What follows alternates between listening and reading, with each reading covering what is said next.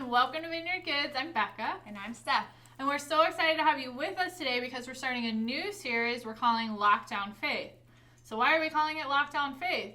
Well, we're all kind of locked down right now, right? We're not going to school. We're not able to go to work. We're not going to places that we really love to go, seeing the people we really love to see, going to the playgrounds, all of this stuff that's a normal part of what we do.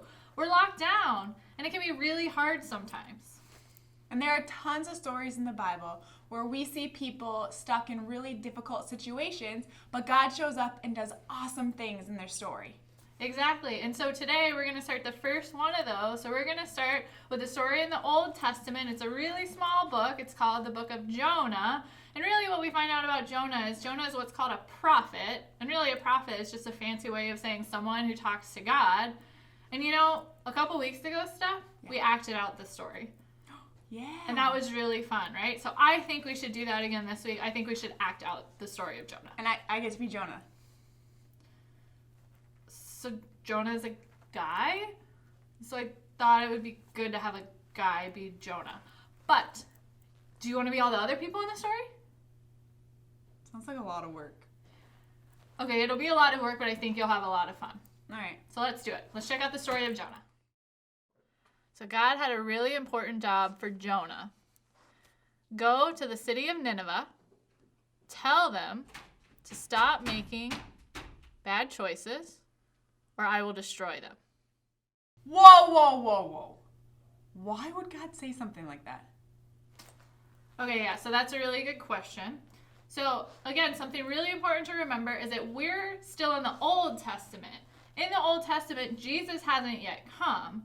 So when we make bad choices, like what we've talked about before, there's consequences. There's consequence for every bad thing that we do. So in the Old Testament, Jesus hadn't yet come to pay that consequence with what we learned about last week at Easter. He hadn't yet come to die on the cross.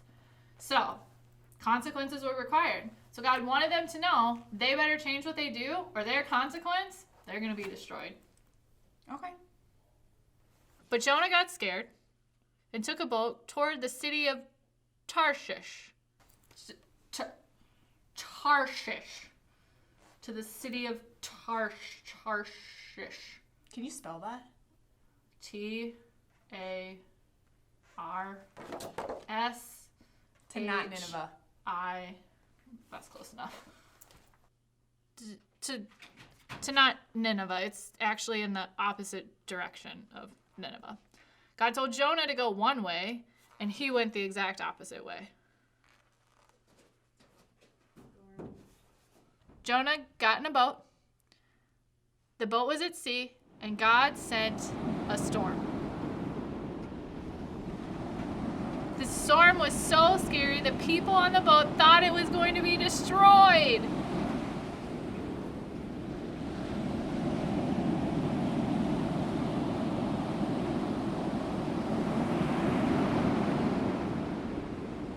So they threw a bunch of stuff off the ship.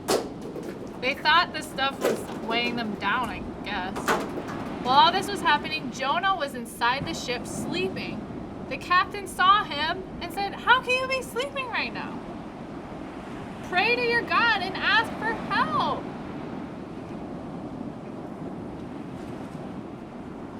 Jonah knew what the storm was about. Jonah said, "Pick me up and throw me into the sea. That will calm the storm." The sailors didn't want to do that, so they tried really hard to row back to the shore, but the ship wasn't going anywhere. The sailors asked for forgiveness for what they were about to do, and then they threw Jonah overboard. As soon as Jonah was off the boat, the storm stopped. And a big fish swallowed Jonah. Hold on. He got swallowed by a fish. This story's getting very weird. Yeah, so why does Jonah get swallowed by a fish? I don't know, honestly. Oh. But maybe it was like a way of God putting him in timeout. Oh, sure. That makes Sometimes sense. we don't understand everything God does, but that's what happened in the story. Okay. Jonah was now inside a fish. Things went from bad to worst really quickly. Jonah was in the stomach of the fish for 3 days and 3 nights. Imagine being inside a fish, which is basically a porta potty with fins. After 3 stinky days, God made the fish spit out Jonah. Well, actually the fish couldn't spit, the fish puked. Jonah got puked out on a beach. Now, God told Jonah a second time to go to Nineveh and tell the people to stop making bad choices. And this time Jonah went to Nineveh. When Jonah got to Nineveh, he told the people to turn from their evil ways.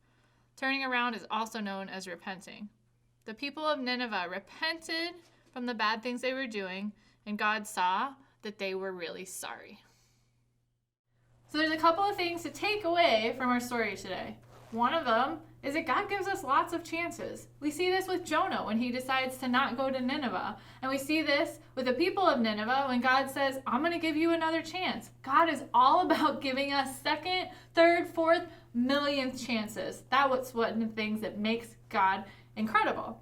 And another thing, we should always listen to God, right? Like we learned with Jonah. Jonah's a prophet who listens to God. It's really important for us to practice listening to God because God's perfect. God knows all the things, and God a lot of times has some really important stuff he's trying to tell us.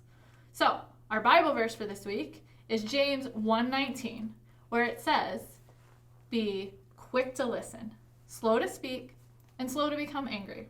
Those are really important things for us to remember. So, Steph, I think we should end with prayer, right? Yeah. Do you want to pray for us? Yeah. Jesus, thank you for meeting us even in hard situations. Thank you for working out a plan. Thank you for speaking to us. And thank you for chasing us down even when we're having trouble following you. Would you give us each patience this week as we are home with our family and our siblings? Would you help us to be great listeners and help us to practice everything we've heard today in our story about Jonah? Thank you for your goodness and your kindness and your love. Amen. Amen. Thanks for hanging us out today, friends. We'll see you next time. Bye, guys. Our God is a great big God. Our God is a great big God. Our God is a great big God, and He holds us in His hands. Our God is a great big God. Our God is a great big God. Our God is a great big God, and He holds us in His hands. He's higher than a skyscraper. He's deeper than a submarine. He's wider than the universe and beyond my wildest dreams. He's known me and He's loved me since before the world began. How wonderful a part of God's amazing plan. Our God is a great big God. Our God is a great big God. Our God is a great big God, and He holds us in His hands. Our God is a great big God. Our God is a great big God. Our God is a great big God, and He holds us in His hands. And He holds us in His hands. And He holds us in His hands.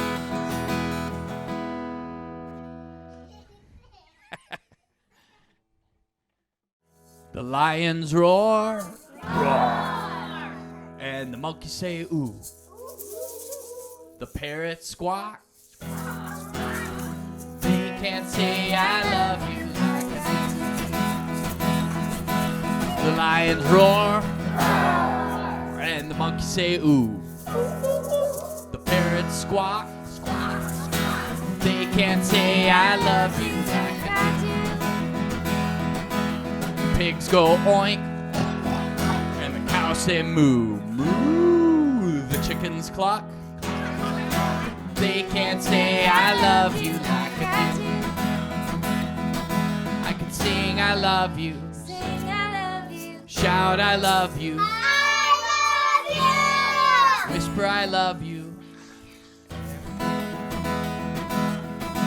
The dog goes woof, oof, oof, oof, and the cat goes meow.